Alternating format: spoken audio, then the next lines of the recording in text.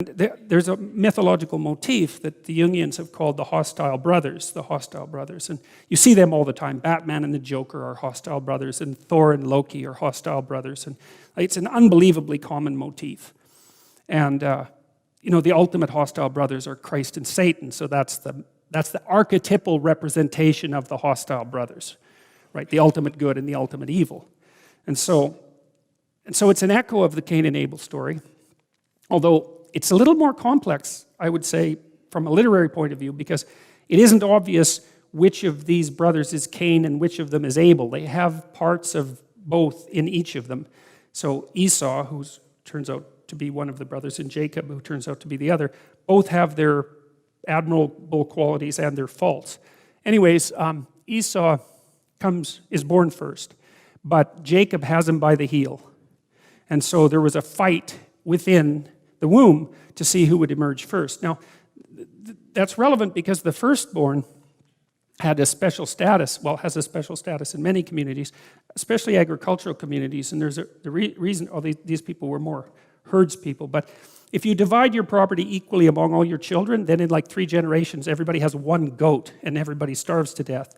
Or the same thing happens with land. So one of the ways that traditional communities solve that is they just give almost everything to the firstborn, and then everyone else knows, well, you go out and do whatever you can, and it's kind of arbitrary and unfair, but at least it's predictably arbitrary and unfair instead of doom over 4 generations.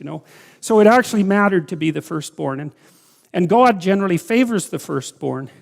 And then you might think, well, what is it about being born first that's so relevant, apart from the cultural practice of a more generous inheritance? And I would say, well, the firstborn is something like the model for the leader of the family, right? Because the firstborn child should be, if there's a number of siblings, A should take care of the siblings, at least to some degree, but also should be a role model for them. So it's like a natural position of leadership. But there's a psychologization of the idea of the firstborn in these stories, because God often passes over the firstborn in favor of a later born child. He seems to do that on the basis of moral character, essentially. And so there's this idea that, well, there's a natural proclivity towards leadership that's just a biological fact that would be associated with being a firstborn, but there's an element of characterological development that transcends that, and so that it's more important to be spiritually a firstborn, let's say, than to be biologically a firstborn. And God recognizes that continually in these stories and inverts the natural order and favors a later born who's done more work with regards to characterological development. And that's also interesting too. I've talked to lots of business people about leadership, and there's a literature on leadership, but it's not a good literature. It's pretty shallow. Partly because it's not that easy to define leadership, and partly because there are different, people have different temperaments, and different temperaments can be leaders. They just do it in different ways. Now, there's something in common about being a leader, though, and I would say one is that if you're an actual leader, you actually know where you're going, right? Because what are you going to do, lead people in circles? It's like maybe they'll follow you, but you're not a leader, you're just a charlatan. So you have to know where you're going, and then you have to be able to communicate that, and then people have to trust you, so you actually have to be honest, because people aren't that stupid, at least not for a long period of time. And then where you're going has to have some value, because otherwise, why would anyone want to go along with you? So, and then you might say, well, what are the attributes then that make you a leader? And I would say, well, they're characterological, fundamentally. And this is not naive optimism or casual moralizing. It has nothing to do with that.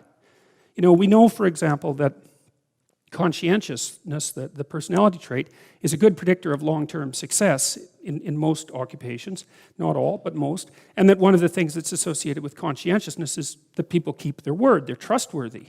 And that's certainly one element of a leader, especially across any reasonable amount of time. You have to be able to trust the person. They can even be harsh, right? It doesn't matter, because you can see harsh leaders and kind leaders. But as long as they do what they say they will do, then you can follow them, and you know that the future payoff is secure, something like that. So the idea that characterological development is more important to leadership than primogeniture, I think that's the right word, primogenesis, anyways, being a firstborn, that's a very crucial psychological realization. that it's characterological development that makes you favored of God. You know, and I do think we've forgotten this in many ways, because there isn't a lot of emphasis in our education system on characterological development. And that's very, very surprising to me. I think maybe it's partly because in our fractured society, we can't agree on what constitutes a reasonable characterological goal. So we just throw up our hands and don't educate our kids to any degree at all, especially in schools, about what an admirable person is like, or even let them know that, well, maybe you should actually try to be one, you know, that that's actually the most important possible thing that you could learn, right?